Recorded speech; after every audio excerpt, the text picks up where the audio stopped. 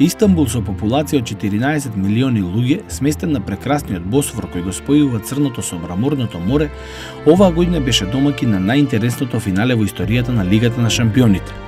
Истанбул важи за еден од најромантичните градови, чие главно обележје се џамиите и минарињата. Групата македонски навивачи кои во организација на Амстел замина на овој фудбалски настан, помина 2 прекрасни дена кои заедно со самиот надпревар од финалето ќе ги паметат цел живот.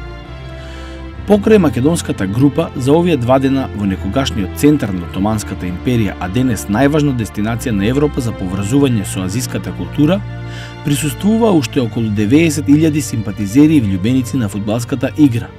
За Истанбул се вели дека покрај бројката на редовните станари на овој град, уште 6 милиони секојдневно се по улиците, дел од нив по бизнис, а дел во минување. Истанбул беше подготвен на највисокото ниво. Оно што минатата година го наметна како стандард Гелзенкирхен, оваа година Истанбул го надмина во делот на автентичност, оригиналност и забава. За специјалните или популарно наречени VIP гости, меѓу кои бевме и ние, најпрво беше организирана коктел забава наречена 1001 ноќ, а се случи во предвечерието на големото финале Милан-Ливерпул, настан кој со нетрпение се очекуваше низ целиот свет. Турците и нашите Амстел пријатели уште на самиот почеток се покажаа како прекрасни домаќини и очекувано гостопримливи, 1001 ноќ ја сместија во така наречениот модерен харем, каде низ автентични ориентални елементи го споија на невиден начин турскиот менталитет и модерната спортска зависност фудбалот. Се играше на сите страни, од стомачен танц до PlayStation. А како за почеток, ово фудбалско лудило кое го очекувавме беше заокружено со еден прекрасен огномет што требаше да биде само навестување на она што не очекуваше во наредните сати од нашиот престој.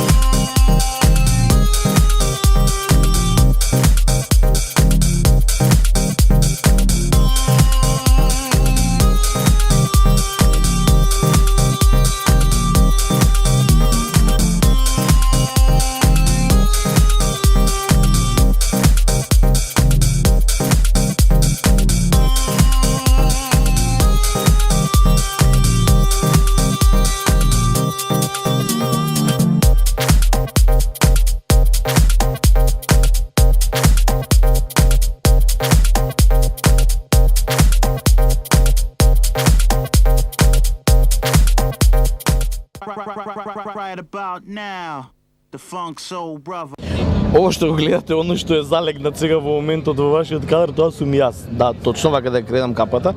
Морам да се заштитам од сонцето бидејќи се наоѓаме на ова бродче кое што нашите Амстел пријатели го организираат за воедно и за целата македонска група. Се наоѓаме нормално пред самиот настан, пред големото финале во Лигата на шампионите помеѓу Милан и Ливерпул, а во наредни минути ќе видите како се проаѓа и како се забавува не само целата Амстел група, туку сите оние делот VIP кои што се наоѓаат како гости на ова финале. Значи, некаде пред самото заминување во шампионското село, нешто што можеби ви е познато од минатата година, ова година уште е поатрактивно и уште е поубаво, на бродчето патување по Босфор, а ви уживајте во наредните минути. Јас уживам. Ердал Тефиков е организатор главен, што се вика, за она што македонците треба да го поминат овде во Истанбул за време на финалето. Ердал, како дојде овдека во Истанбул да ја водиш македонската група? Бев поканет од една турска фирма која што рече дека ќе се организира УЕФА финалето за 2005 во Истанбул, така што ми рекоа дека ќе има група од Македонија. Јас сум, значи, човекот кој што ќе ве упатувам и ќе ви кажам за сите ваши проблеми и прашања низ Истанбул. Моментално одиме значи на крстарење низ Босфорот. Значи прекрасниот Истанбул ќе го видите уште еднашка, можеби ќе се види и во Македонија. Потоа одиме да го видиме стариот дел на градот, византиското време и нормално мислам мозаикот на целиот Истанбул, прекрасноста. А подоцна заминуваме кон Олимпиското село да го гледаме финалето. Ердал, уште едно прашање. Кажи ми, зошто ги нема италијаните и грците на бродовите? Зошто е како да се изфрлени од бродовите? Не знам, мислам, само ни каже дека не смеете да ги зимате грците и италијанците. Можеби они имаат некои други планови со нивната туристичка група. Кажи ми, ти што правиш тука во Истанбул? Моментално студирам на Истанбулски универзитет на меѓународни односи, абсолвент, имам уште еден испит кој ќе го дадам, здраве и завршуваме.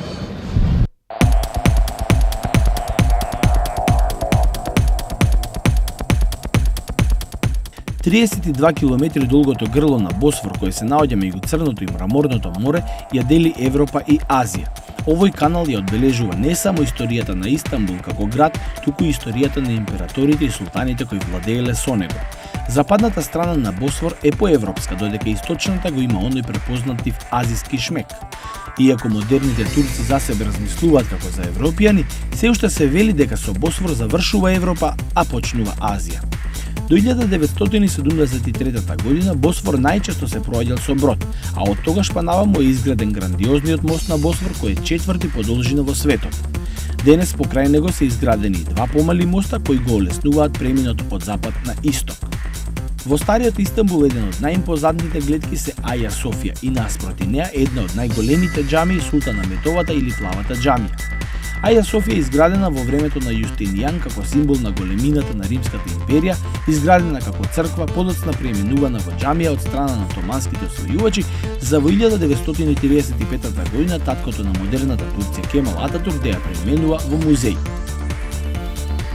Овде има неколку фудбалски клубови: Галатасарај, Бешикташ, Истанбулспор и уште многу други помали, но само еден од азискиот дел на градот, а тоа е овогодишниот шампион Фенербахче.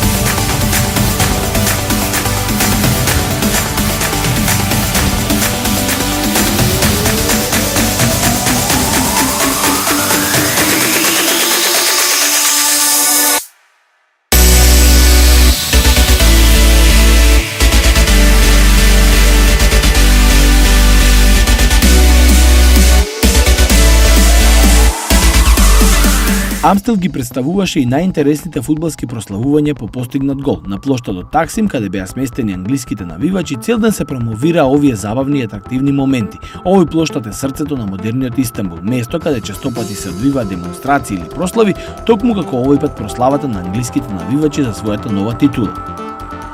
На денот на одржување на финалето во близина на овој плоштад во хотелот Конрад беше објавена информацијата дека овој надпревар е последниот на кој како спонзор се појавува Амстел, еден од најголемите и најдолго присутниот спонзор досега во фудбалот, цели 11 години. Беше подпишан нов договор со важност до 2009 година, а името на спонзорот од наредната година на ова најмасовно надпреварување во Европа ќе биде Хайнекен. Right about now, the Funk Soul Brother. А ние да се вратиме повторно на нашиот надпревар. Надпревар кој мислам дека ќе се сложите со мене ако речам дека ќе го паметиме целиот свој живот. А како Ливерпул и Милан влегоа во ова финале? Ливерпул со своите 5 финални надпревари и 4 титули, а Милан со своите 9 финалиња, од кои освоија 6 титули. Настан за да се види кој ќе биде подобриот од едната страна. Малдини, како и Шевченко од другата страна, Джерард, Джейми Карагер и Чаби Алонсо. Интересно што досега во својата историја не се сретнале ни еднаш на надпреварувањата во рамките на УЕФА. Истанбул ќе биде вечна историја и за двата тима. Ливерпул е 7 години постар од Милан. Милан е формиран на 16 декември 1899 година, додека Ливерпул на 15 март 1892 година. Ливерпул има 18 титули во англиското национално првенство, 6 титули во ЕФА купот, 7 титули во националниот лига куп, 5 титули во купот, односно Лигата на шампионите, 3 титули во УЕФА купот и 2 титули во Суперкупот. Сега се наоѓам на влезот во шампионското село. Можам само да ви кажам дека овдека навистина е спектакуларно, овдека е навистина незаборавно. Се е некако во турски стил, зад мене може на самиот почеток да видите, тука се испомешани сите навивачи, навивачите на Ливерпул, навивачите на Милан, турските гости, гостите на нашите Амстел пријатели, сите се на едно место. Во шампионското село, каде што забавата ќе биде буквално допред почетокот на финалниот надпревар, финалниот надпревар помеѓу Милан и Ливерпул, кој што ќе се игра некаде во близина на некои 200-300 метри од овде е стадионот, Олимпискиот стадион, Ататурк, кој што собира некаде околу 80.000 гледачи. Знам само, и вие сигурно тоа веќе го знаете, дека до последното место стадионот беше исполнет, сите карти беа распродадени и интересно за оваа година што првпат влезниците беа продавани буквално со име и презиме. Значи и некој да ги купил за вас практично мораше да стои барем неговото име, а со полномошно понатаму може да се влезе на стадион. Да, буквално такви беа пропозициите оваа година за едноставно да се разбие се она што се вика тапкароши и така натаму. Сина се, интересно е во Турција, сега уживајте во наредни минути да видите што се подготвија домакините како увертира на големото финале помеѓу Милан и Ливерпул.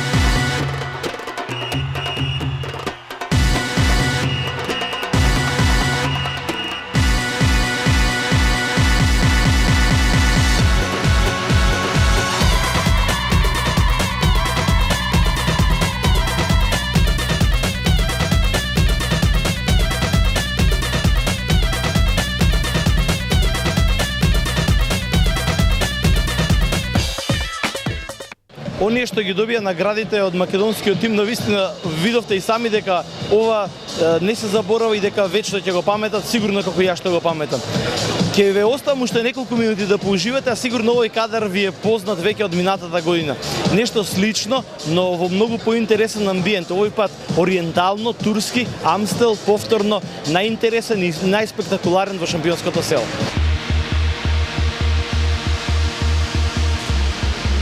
Пехарот долг 62 см, тежок 7,5 кг и вреден 10.000 швајцарски франци, Ливерпул го добија во трајна сопственост поради петата титула, а со ова титула само уште еднаш потврдија дека се најтрофеен англиски клуб во некогашниот куп, а денес Лига на шампионите.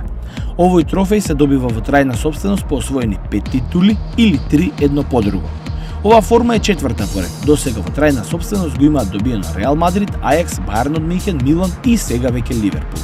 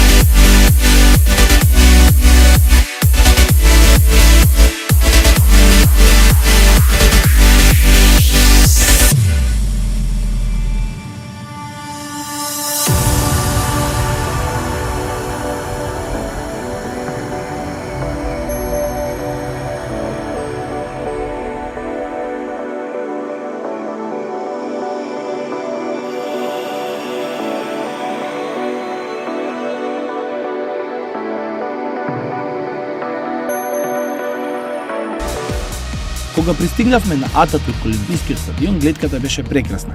Навивачи на сите страни, едни барат влезница повеќе, а други веќе расположени го започнуваат прославувањето на својот миленик. Обезбедувањето на врвно ниво на стадионот беа присутни околу 9000 полицајци. Инаку Ататурк Олимпискиот стадион е со капацитет од 80.597 гледачи. Овој стадион е изграден за Олимписките игри, кој сакаше да ги добие Турција. Нив не ги доби, но затоа го доби најинтересното и највозбудливото финале што досега е видено во Лигата на шампионите. Да се подсетиме дека оваа сезона Ливерпул имаше два многу тешки надпревари на кои само среќата или чудните сили го спаси од елиминација.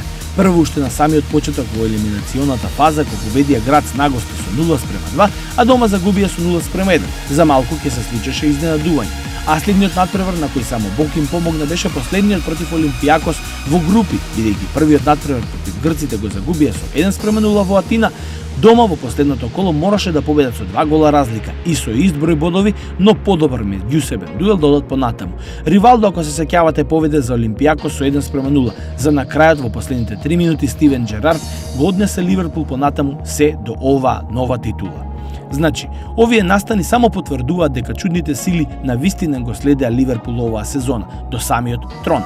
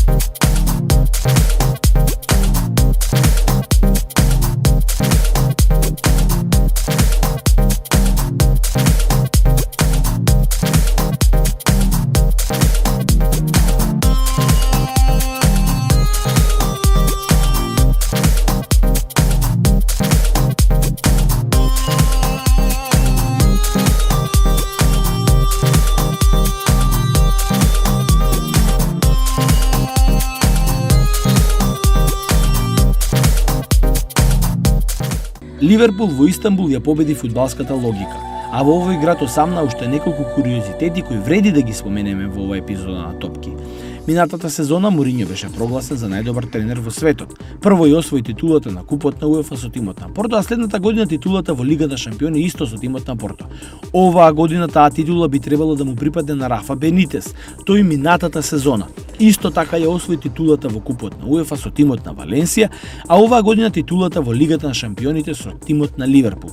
Исто така е куриозитет што оваа сезона Бенитес стигна до финалето победувајќи го токму Мориньо кој го водеше Челси. Значи, дефинитивно, ако Ливерпул е европски шампион, тогаш Бенитес несомнено е цар меѓу тренерите во светот.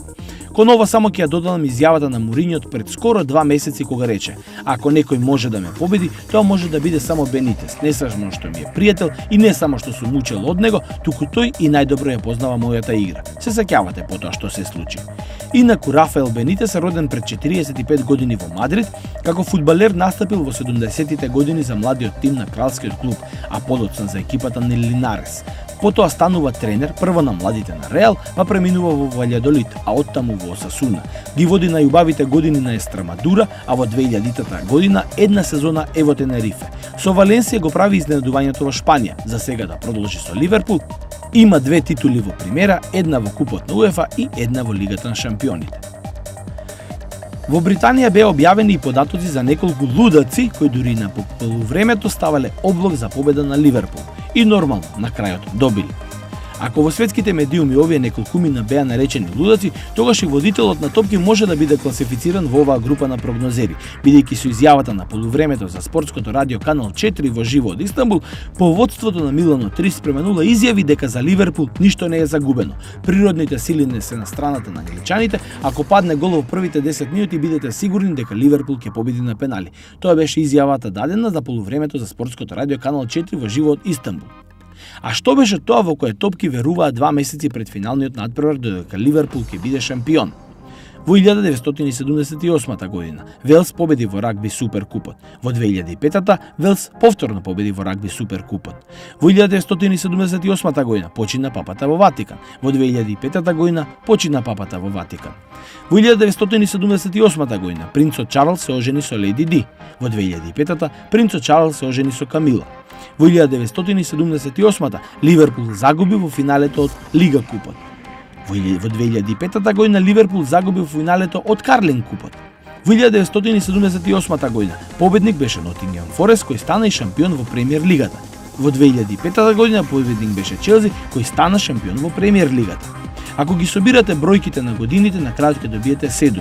И од 1978 и од 2005 година.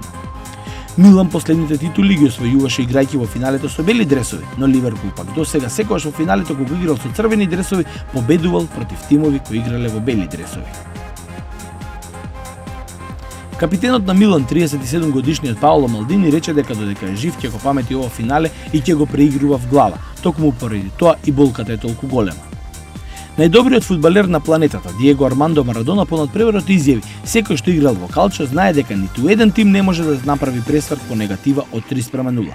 Мислам дека ни репрезентацијата на Бразил од 70-та година не би можела да направи таков камбек, како овој на Ливерпул, но тоа е фудбалот. Ливерпул стана крал на Европа, така ќе биде барем до наредната сезона. А за крајот на оваа епизода на Топки, посветена на финалето во Истанбул, без да се навреди никој, слушнете го на интересниот виц кој се појави веднаш по овој фантастичен надпревар. Дали знаете што прави навивач на Милан кога ќе победи? Едноставно, го гаси PlayStation-от.